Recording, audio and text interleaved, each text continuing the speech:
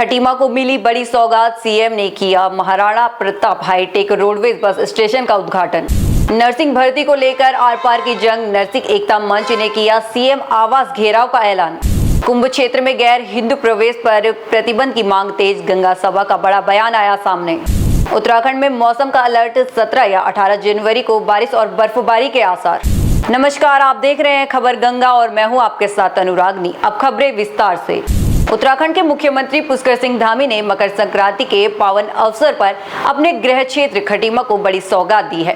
CM Dhami ने Sitarganj road पर करीब 11 करोड़ की लागत से बने नवनिर्मित Maharana Pratap hitech roadways bus station का विधिवत उद्घाटन किया। आज लगभग 11 करोड़ से अधिक की लागत से लगभग 2.5 एकड़ जमीन पर यहाँ पर हाईटेक बस स्टैंड का आज लोकार्पण हुआ है और इसके लोकार्पण हो जाने से यात्रियों को बहुत सुविधा मिलेगी और जो बसें हमारी शहर के अंदर से आती थी उनको भी यहाँ पर एक अच्छा स्थान मिल जाएगा, यात्रियों को भी बड़ी सुविधा होगी। लंबे समय से इसकी प्रतीक्षा थी और ये शुरू होने से केवल खटीमा ही नहीं, खटीमा के आसपास के क्षेत्र के लोगों को भी अच्छा साधन मिलेगा, अच्छी सुविधा होगी और रोजगार के क्षेत्र में भी लोगों को, पर्यटन के क्षेत्र में भी और विकास के क्षेत्र में, सभी क्षेत्रों में अच्छा होगा। अर्थव्यवस्था की दृष्टि से, व्यापार की दृष्टि से भी अच्छा लाभ होगा।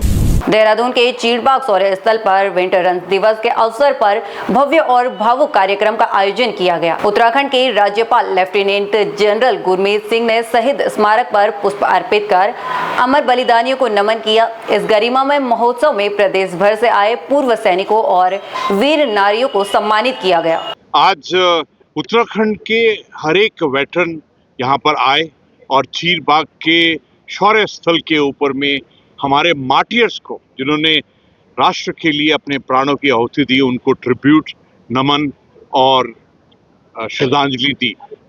आज हमने आपस में मिले और इकट्ठा पूरे परिवार ने हमारी वीर नारियों को सम्मानित किया, आपस में वार्तालाप किया, संवाद किया और आज संकल्प लिए।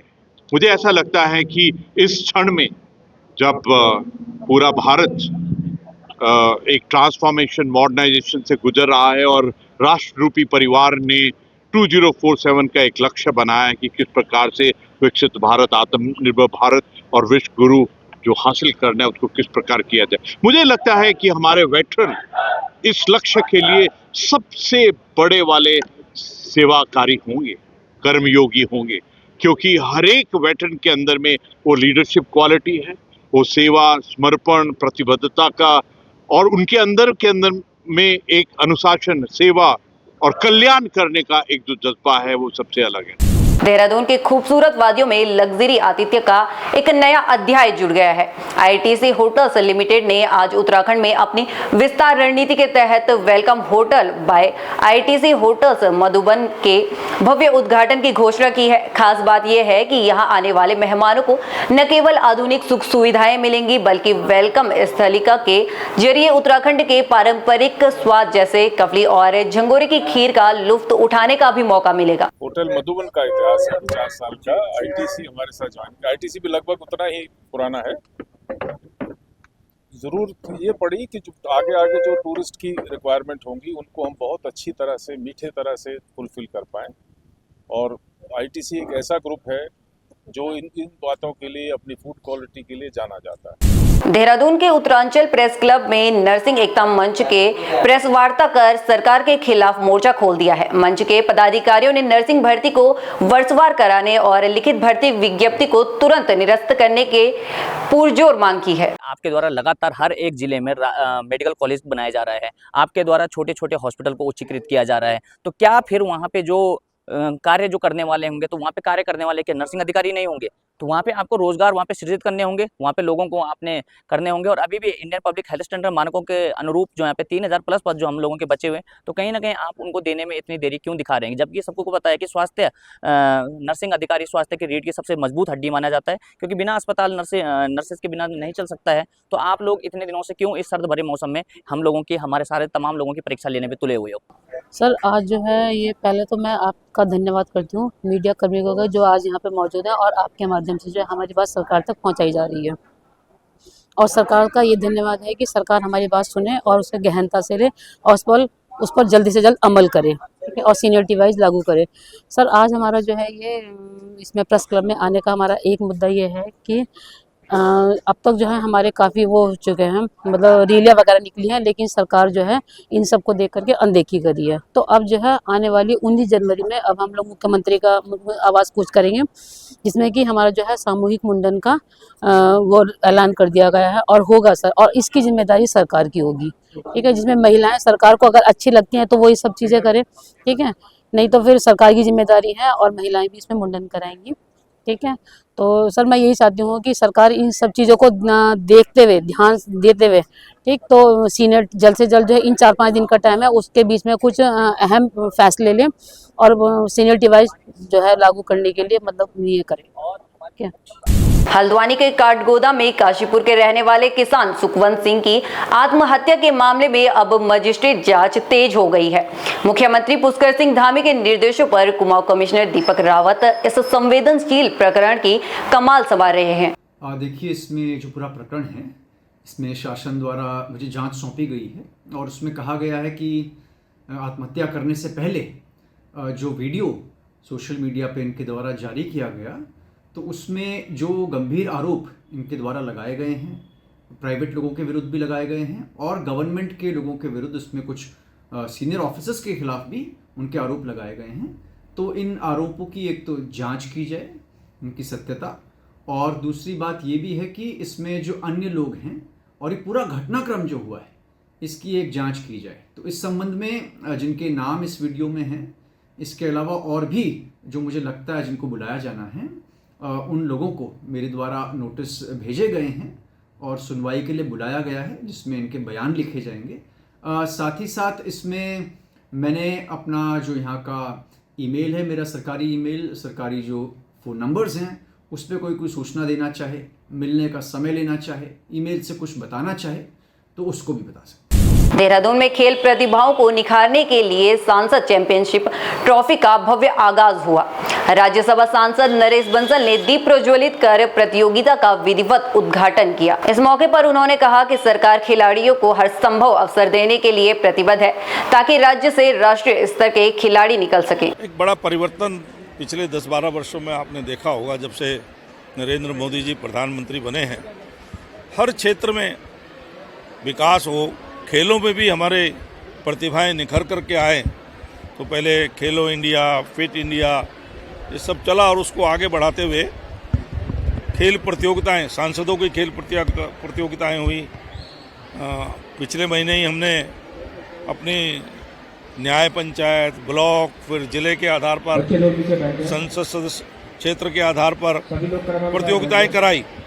और जब से आप देख रहे होंगे तो जितने भी हमारे नेशनल इंटरनेशनल गेम होते हैं, सब में हमारे बालक बालिकाएं बहुत अच्छा प्रदर्शन कर रहे हैं। हमारी पदकों की टैली भी बहुत बढ़ रही है, बच्चों में बड़ा उत्साह है, बच्चे बड़ा अभ्यास करते हैं।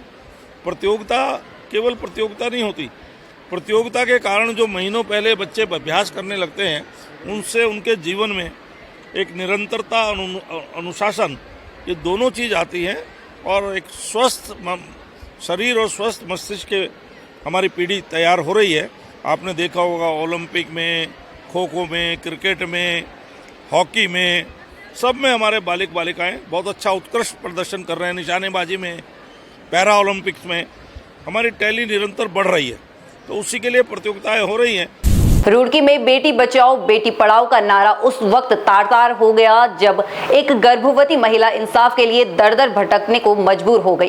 पीड़िता साक्षी ने अपने परिजनों के साथ प्रेस क्लब पहुंचकर पुलिस और सिस्टम पर गंभीर आरोप लगाए हैं। महिला का आरोप है कि दहेज के लोभी ससुराल वालों ने उसे बेरहमी से पीटा और गर्भ में पल रहे बच्चे को भी मारने की कोशिश की।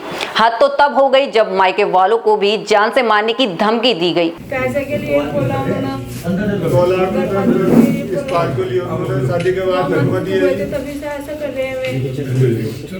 इसको भी मारने की बीजेपी वाले कोशिश कर रहे हैं और संघ वाले मिले हुए हैं। दूसरी अंकिता भंडारी पैदा करने की तैयारी की जा रही है। वो अंकिता भंडारी पहाड़ की थी, ये हरिद्वार की है।